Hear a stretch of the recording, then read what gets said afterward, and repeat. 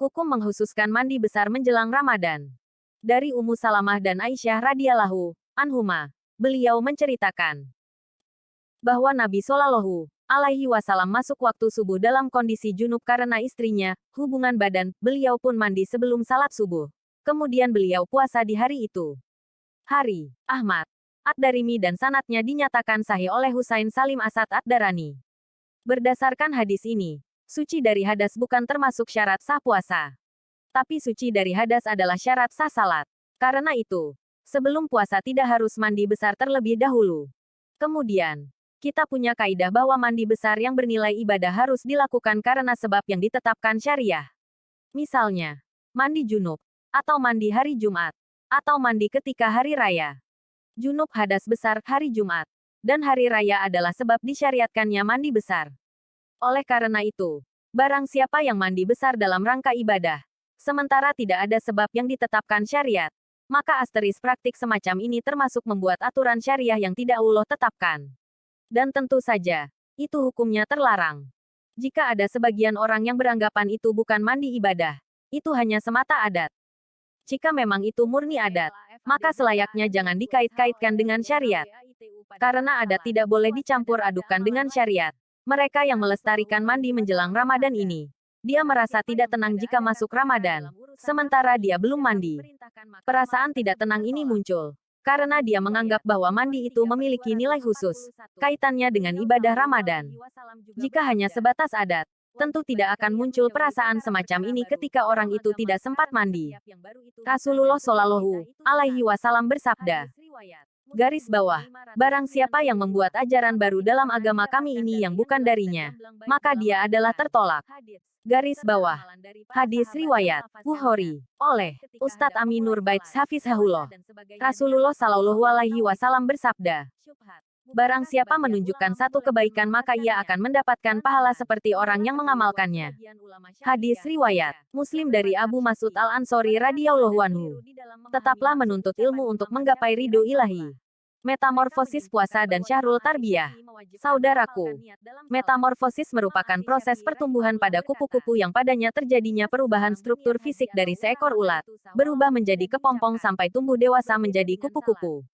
Begitulah perumpamaan bangsa ini dan bulan Ramadan. Bangsa yang tengah dibelit berbagai persoalan keumatan. Kebangsaan dan kemanusiaan ini membutuhkan metamorfosis pada bulan Ramadan untuk menjadi lebih baik. Seperti halnya metamorfosis kupu-kupu dari telur, kemudian ulat bulu yang menjijikkan, yang berproses dalam sebuah kepompong selama beberapa waktu, hingga setelah keluar menjadi kupu-kupu yang indah. Begitu pula seharusnya bangsa kita. Saudaraku, bulan Ramadan seharusnya dapat menjadi semacam bulan garis bawah training center garis bawah bulan pelatihan, bulan pendidikan, garis bawah Syahrul Tarbiyah garis bawah. Maka, betapa bodohnya dan sangat meruginya jika bangsa ini melewati Ramadan begitu saja, membuatnya menjadi sia-sia.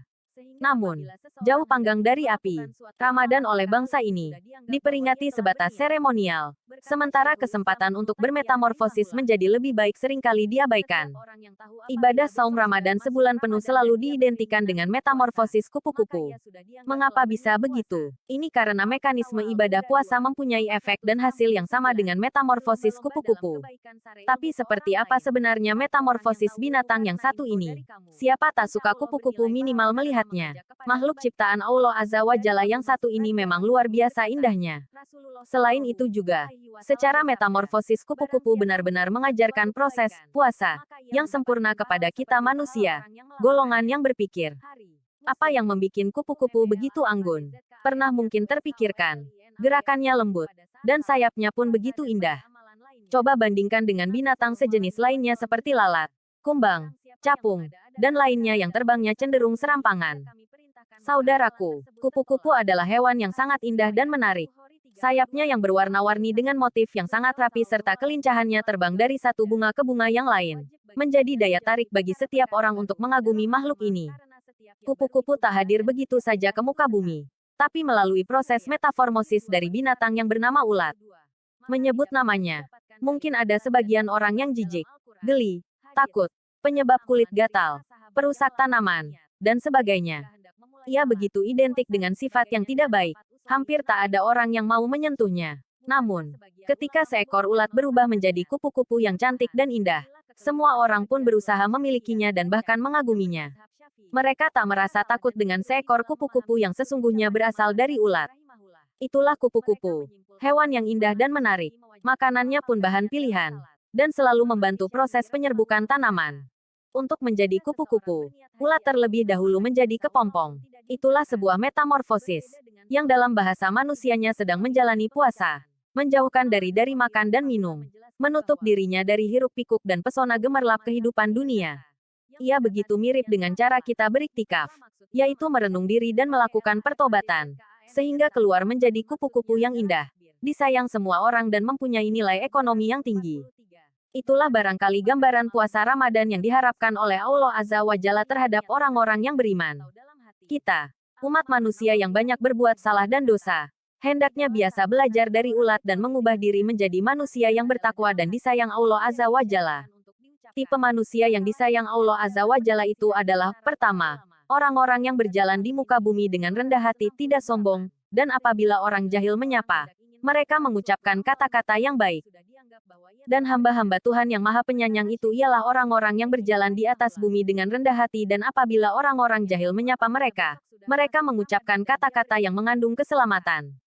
Quran Surat Al-Furqan 63. Demikianlah gambaran orang mukmin yang berpuasa. Senantiasa menyebarkan kelembutan dan keindahan, serta tidak suka berbuat permusuhan, kebencian, keonaran dan kerusakan, dimanapun dia berada.